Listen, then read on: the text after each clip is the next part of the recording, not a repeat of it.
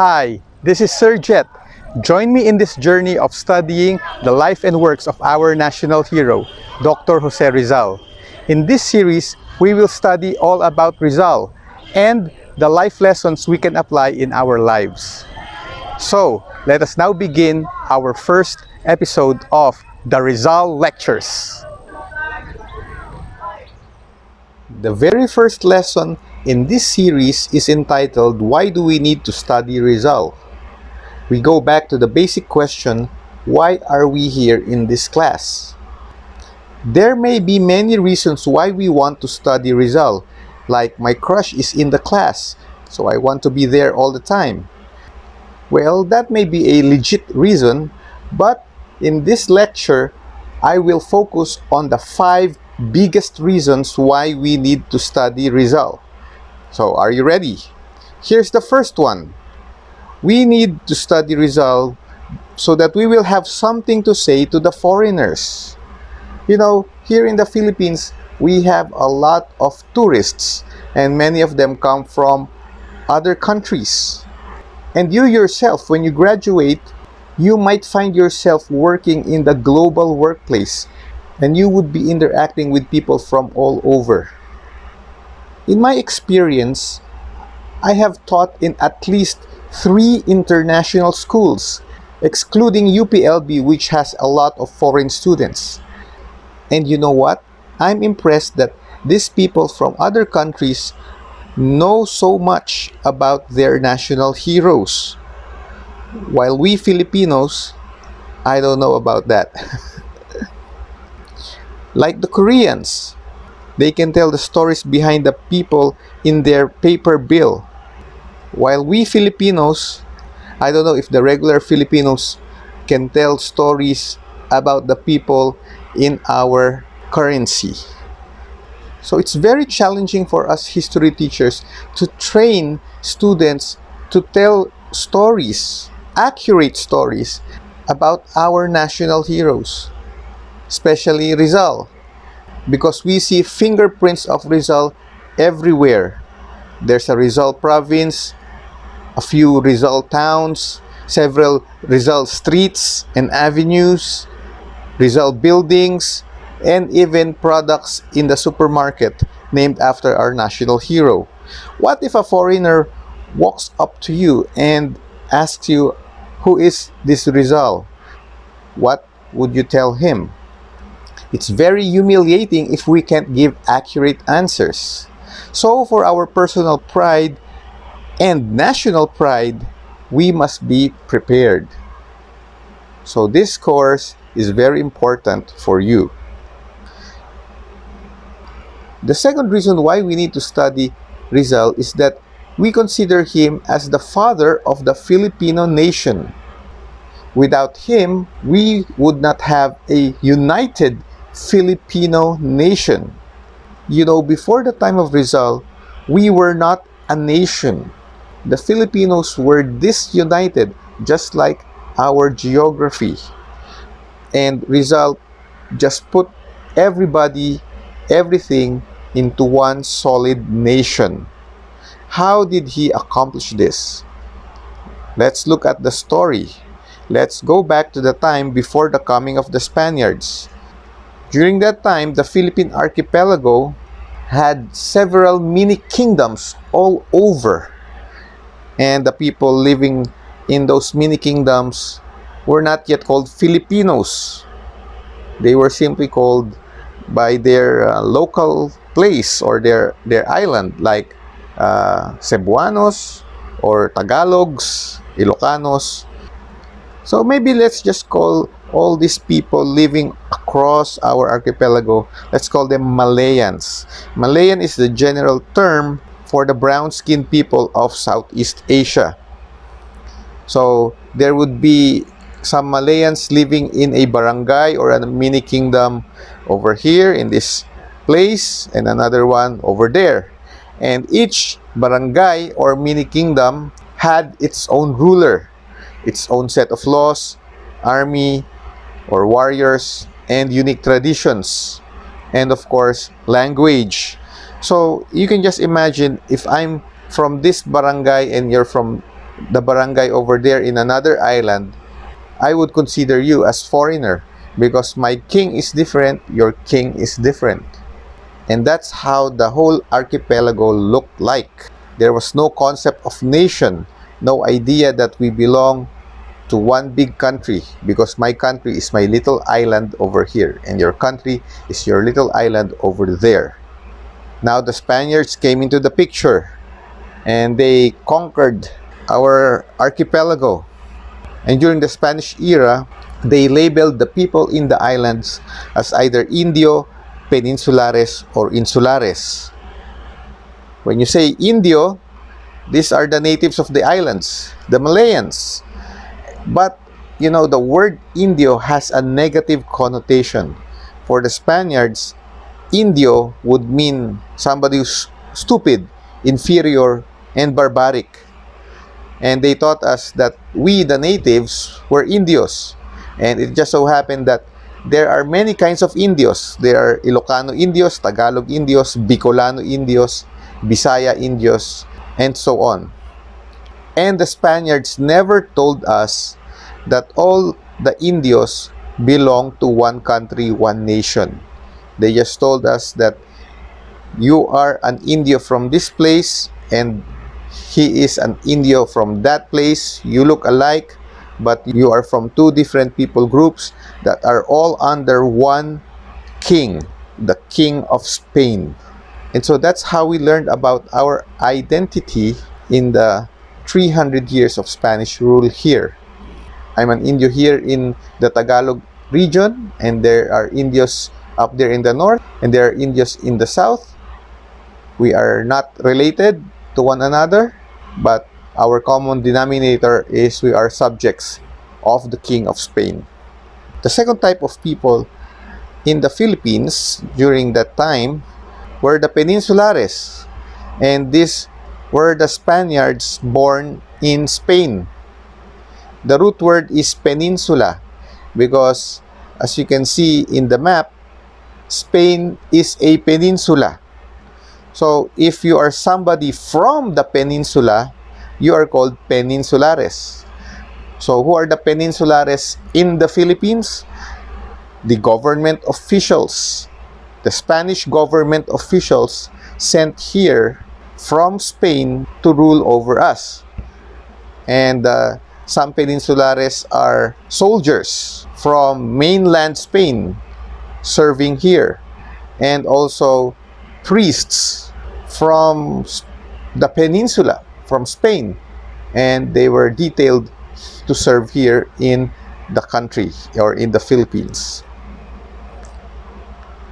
Now, the third type of people living in the Philippines were the Insulares.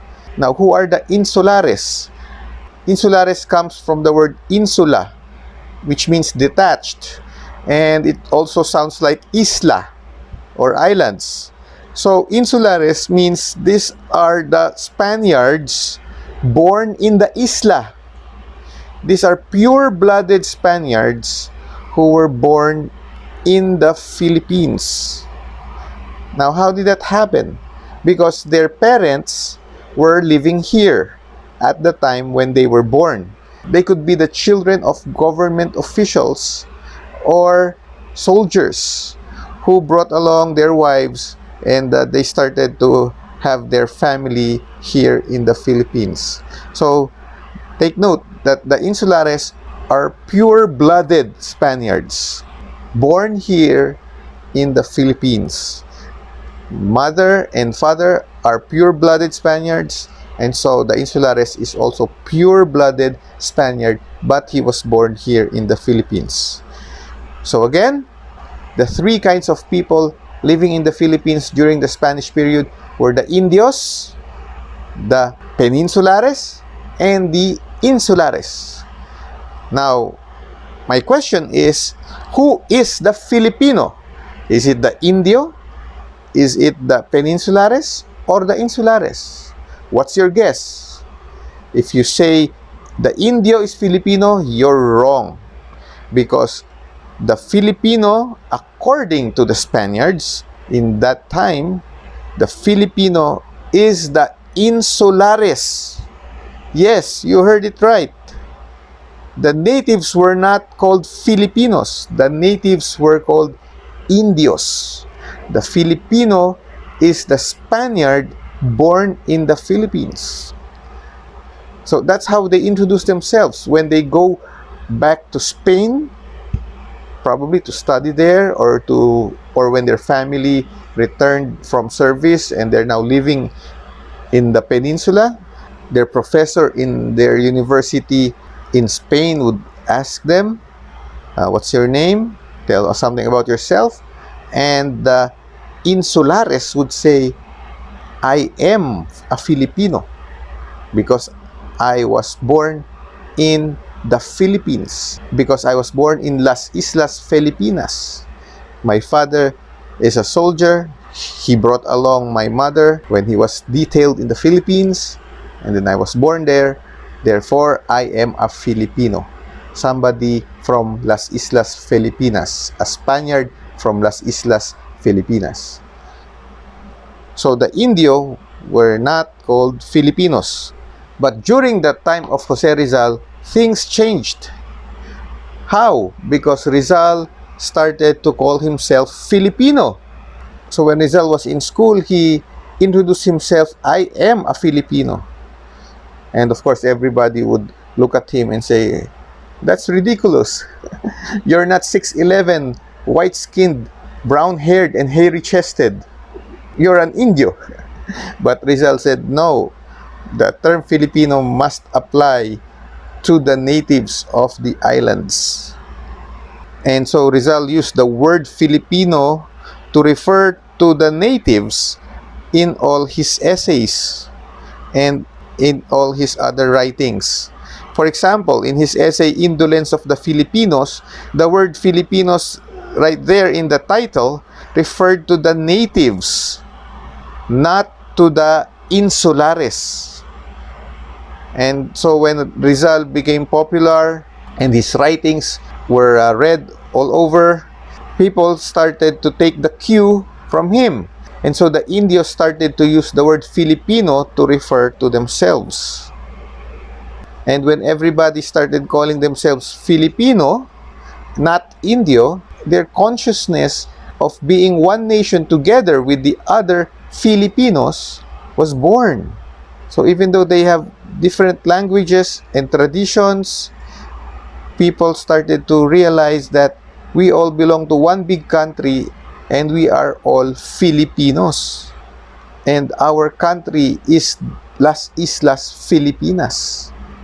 Furthermore, when Rizal established the La Liga Filipina, a civic organization, one of his written objectives was to unite the people of Luzon, Visayas, Mindanao into one brotherhood, each one realizing that we belong to one big family, one race, one nation. Thus, Rizal earned the nickname the father of the Filipino nation. And he's also called the first Filipino because he's the first native to call himself Filipino. So you see, we owe to Rizal our title or our label as Filipino. Had not for Rizal, up to now, maybe we would be called Indios, not Filipinos. So we need to study Rizal because he's the father of the Filipino nation. The third reason why we need to study Rizal is because he inspired the revolution that set us free. The revolution began with Andres Bonifacio and the Katipunan, but without Rizal's inspiration or without Rizal's writings, maybe Bonifacio wouldn't have thought of starting a revolution. Bonifacio read the novels of Rizal, Noli Me Tangere and El Filibusterismo, and he was moved by these writings to plan a revolution. And when the revolution began, there was a portrait of Rizal in every base camp. How did we know this? Because when the Spaniards would overrun a Katipunan camp, they would find a portrait of Rizal inside the camp. In every camp, for that matter. So as you can see, Rizal was a big inspiration for the Katipuneros. Furthermore, the password of the Katipunan in their meetings was Rizal. The KKK started as a secret organization. So when they would have meetings, somebody would be guarding the entrance of a cave or maybe a house, and the members would come in, or members would knock at the door, and they would say Rizal, and then the guard would say, okay, you're a member of the Katipunan, come in. Also, when the Katipuneros would charge at the enemy, they would shout, mabuhay si Dr. Jose Rizal! Sugod mga kapatid! So Rizal was their battle cry. And after Rizal's execution in Luneta, more and more Filipinos were motivated to join the KKK or the Katipunan. There were just 8 provinces. The Katipunan only covered 8 provinces at the time of Rizal's death. But after Rizal's execution, the members of the revolution or the Katipunan spread to the other provinces of the archipelago outside the 8 original provinces. And that revolution ended in 1898 with the Declaration of Independence. Where did this all begin? With Rizal. The fourth reason why we need to study Rizal is because it is mandated by law. It is required by the government. Republic Act 1425 says that all college students, regardless of program, must take up the Rizal course. This law was made in 1956, and it requires all college students in all schools, private or public school, to take up a Rizal course. The author of that law is Senator Claro M. Recto, and his committee chair was Senator Jose P. Laurel. Together, they made RA 1425. It was signed into law by President Ramon Magsaysay. So therefore, you cannot graduate from college without taking up this subject. It also covers all foreign students studying in the Philippines.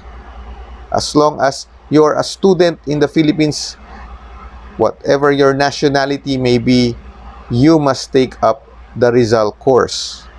So here are the pictures of the men behind RA 1425. You know, there's a very interesting story behind RA 1425. It underwent great scrutiny before it got approved, great debates, and even fist fights in the Senate before it got approved. Do you want to hear that story? The greatest antagonist behind RA 1425 was the Catholic Church. It doesn't want that bill to be approved. Maybe because Rizal was anti-friar or anti-priest in many of his writings. And so, during his time, the Catholic Church was not happy with Rizal. And decades after Rizal's death, the same feeling must have been in the atmosphere. And so in the Senate, there was a pro-Catholic bloc and a pro-Rizal bill bloc. The Catholic Church at that time threatened the lawmakers who would favor this Rizal bill. They say, if you would approve this bill, we would tell the people not to vote for you in the next election. And maybe some of the lawmakers then thought twice on approving the Rizal bill. But not Recto. He stood unfazed. He said in a speech, when Rizal was still alive, the Catholic Church wanted him dead. Now that he's dead, they wanted to eliminate his memory among the Filipinos. And so the church had a next wave of opposition. They said, okay, if ever the Rizal bill would be enacted into a law, let's just put a clause there that the noli and the fili will be excluded in the study of that proposed Rizal class. You study about his life, fine, but don't teach noli and fili in that subject. But Rizal wouldn't agree.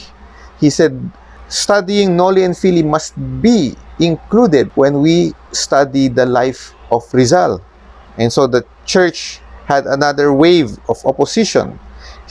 The church said that, okay, you may include noli and fili, but the censored version of those novels must be used. They wanted the parts that were anti-church to be removed from those novels. But Recto insisted that the uncut versions of the novels should be used in the course. No censoring out of any chapter or any paragraph of the original novels.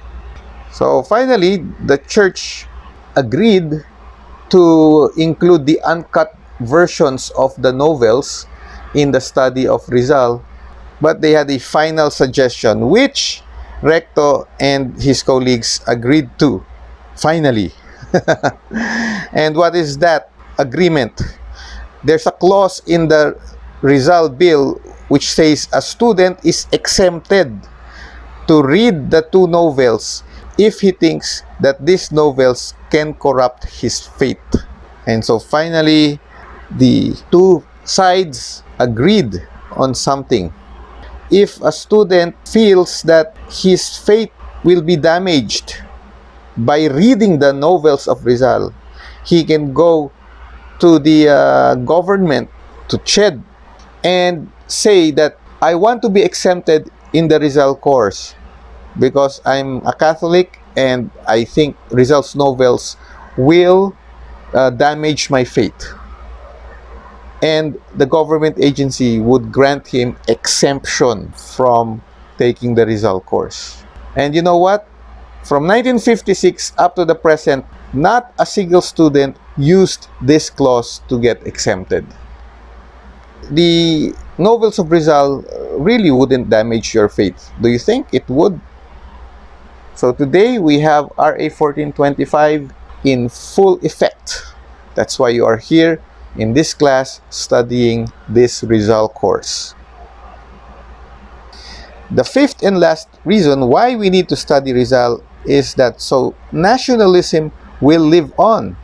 By studying Rizal, we will add up to your being a Filipino.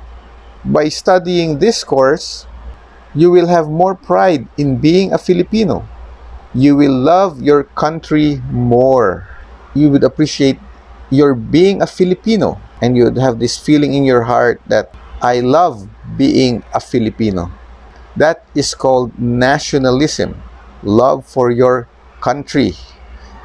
And it is important that we pass on this sense of nationalism to our children and grandchildren so that we would have a passionate, nation-loving country in the generations to come, not only in our time, but in the time of our children and grandchildren and great-grandchildren.